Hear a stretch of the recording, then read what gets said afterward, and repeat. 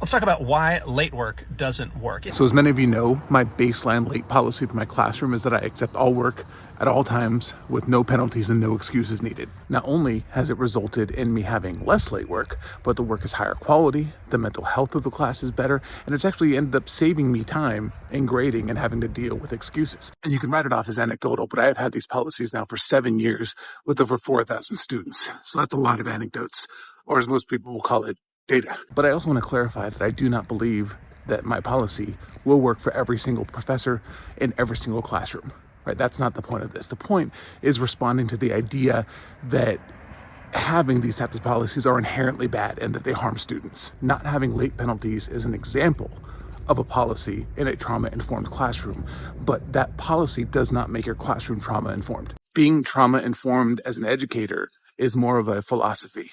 Right. And what matters more than any policy is that you are building your classroom from the ground up with that philosophy in mind. So I just want you to keep that in mind as we go through this video. Right. This is not about my policy or a policy. This is about a philosophy. It sounds great to accept late work without penalty, and a lot of districts are encouraging or requiring teachers to accept late work from students without taking off points, because there's this idea that like taking off points for lateness does not reflect a difference in the learning, so it's kind of an unfair penalty to take off points for lateness. Now, obviously, I agree with the fundamental aspects of that argument, but I do think there's something he brings up here that he and I would agree on, and that's the idea that forcing this policy onto teachers that do not fundamentally agree with it is setting them up to failure, right? It's using a Band-Aid to address a broken leg. It's like when a professor uses a curve to fix a course that has a 70% fail rate, right? That curve didn't fix anything. There's still a fundamental issue with any course that has a 70% fail rate. But I think there are a lot of practical reasons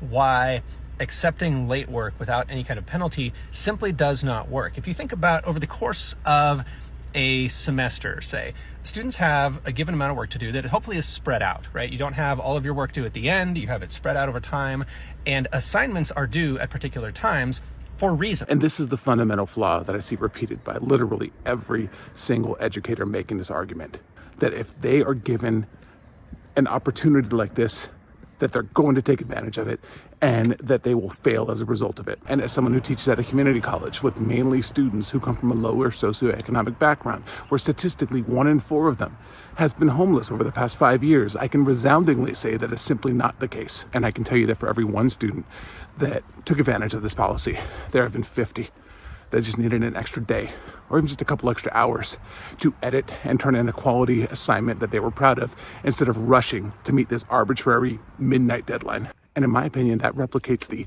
real world far better than a hard deadline does. There's also a very practical aspect for teachers. And this is the other argument that's consistently given, but in my experience, it has saved me time. Higher quality work takes less time for me to write feedback on, to evaluate.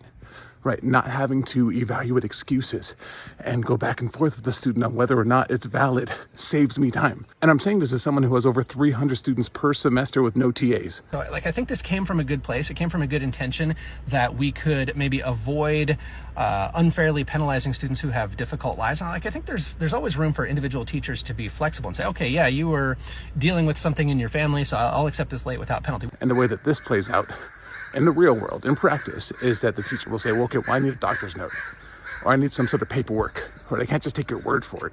And so the student will either have to relive their trauma that they might actually still be living, right, still be in the middle of, and unable to articulate well, or they'll lie, right? They'll make up something that they think you'll accept because there is no paperwork for a depressive episode they're going through. There is no paperwork for an assault they might be dealing with.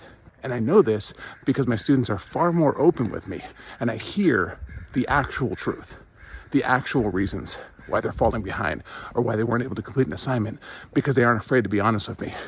They aren't afraid I'm evaluating whether their truth is good enough to get an extension. It teaches them that it doesn't matter if you do your work on time. I think that's assuming that they're not learning that in the 90% of other classrooms that do have rigid, harsh deadlines. Maybe compassion is the lesson that many of our students are missing for when they enter the workforce. Maybe that's what they really need to learn, instead of just another class with harsh deadlines.